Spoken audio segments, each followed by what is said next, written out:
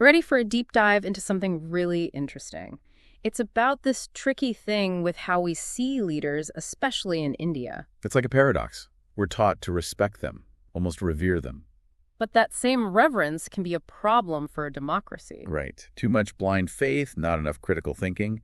That's exactly what worried Ambedkar, the architect of our Constitution. He had this term for it, Bhakti, in politics, which I think is brilliant. Well, absolutely. Most people know Bhakti from a religious context, right? Right. Devotion, complete faith. Exactly. So when he uses that word about political leaders, it makes you stop and think. It's like he's saying, hey, are we worshiping these guys or what? Because that's not how democracy is supposed to work. And the thing is, this wasn't just some abstract fear he had. Not at all. Ambedkar was a serious student of Western thought. He'd read John Stuart Mill, who argued that even devotion to a really good, moral leader could be bad for a nation if it meant people stopped questioning things. So he's taking these ideas from the West, but applying them to the very specific situation of India. Exactly. He knew that a country with a history of kings and emperors might be more likely to fall into that trap of blind faith. Especially right after independence, when people were looking for guidance, for strong leaders. It was a vulnerable time for sure. People craved that kind of leadership. But Ambedkar could see the danger in it too. Okay, so let's bring this into the 21st century. This idea of bhakti in politics. How do we see it playing out in India today? Well, think about the kind of wild popularity some politicians have. The rallies, the slogans, the whole personality cult thing. All of that.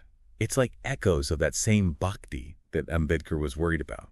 When people are so caught up in the leader, they stop thinking critically about what's actually happening. And that's when it gets dangerous. When dissent is stifled. When people prioritize loyalty over accountability. Because true democracy needs us to question our leaders, Yeah. even the ones we voted for. Exactly. We have to be able to separate the person from the policies and judge them both on their merits. Okay, so we've got this deep-seated cultural thing with bhakti, which can easily seep into our politics, even if we don't realize it. It's like it's in our DNA almost. But what did Ambedkar think we could do about it? Well, he had a plan. And a pretty radical one, when you think about it. He actually put a safeguard right there in the Indian Constitution itself. You mean Article 32, the one he called the heart and soul of the entire document. That's the one. And it's a game changer. But we'll get into exactly what makes Article 32 so powerful and why it scared the pants off of some very powerful people right after the break. So Article 32, the heart and soul of the Indian Constitution. What is it about this article that made it so groundbreaking, so important to Ambedkar's vision? Well, you have to remember the context, right? India had just become independent. There were a lot of newly independent nations around the world at that time. And many of them were struggling to actually make democracy work. Some even went back to some form of authoritarian rule. Exactly. So Ambedkar was really worried about that happening in India.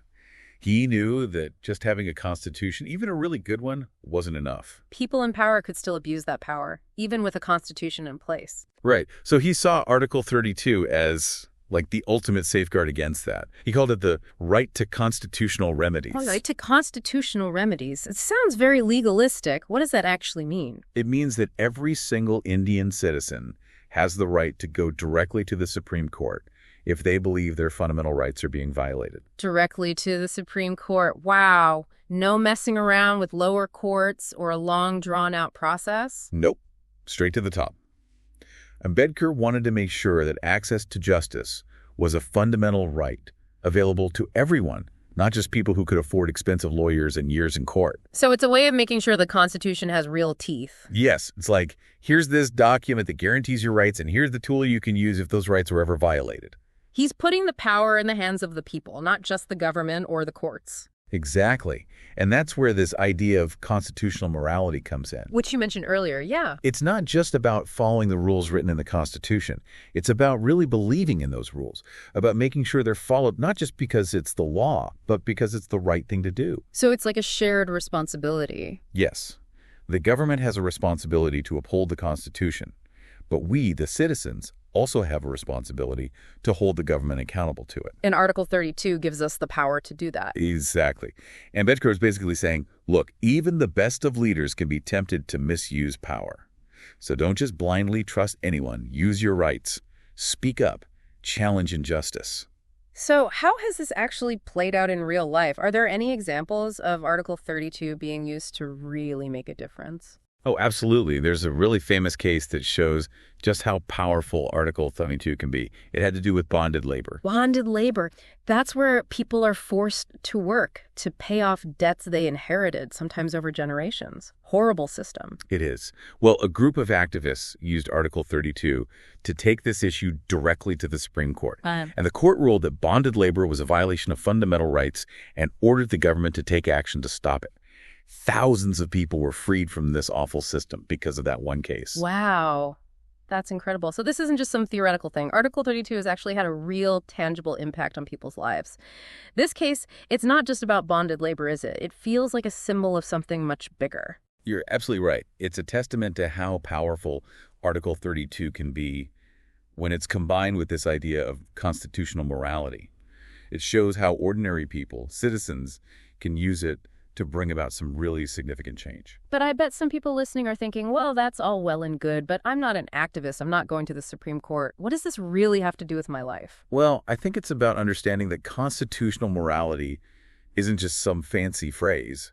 It's something we're all supposed to be practicing every day. Okay, I like that. So how do we put that into practice? It's about asking tough questions, even especially of the people in power, and refusing to just go along with things when you know something's not right.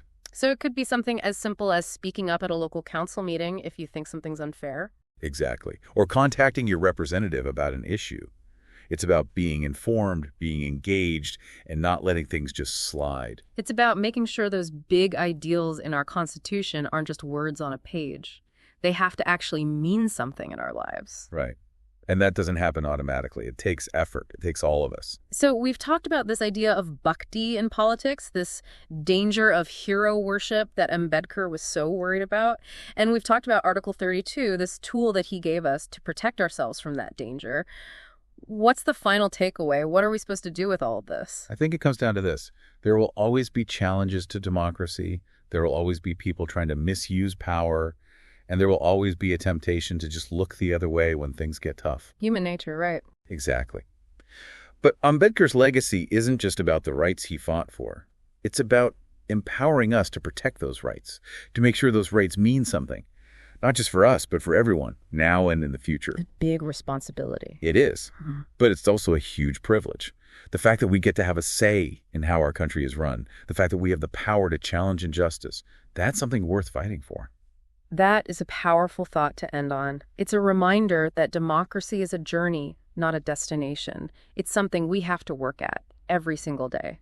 And that's what Ambedkar dedicated his life to and what he calls on us to do as well.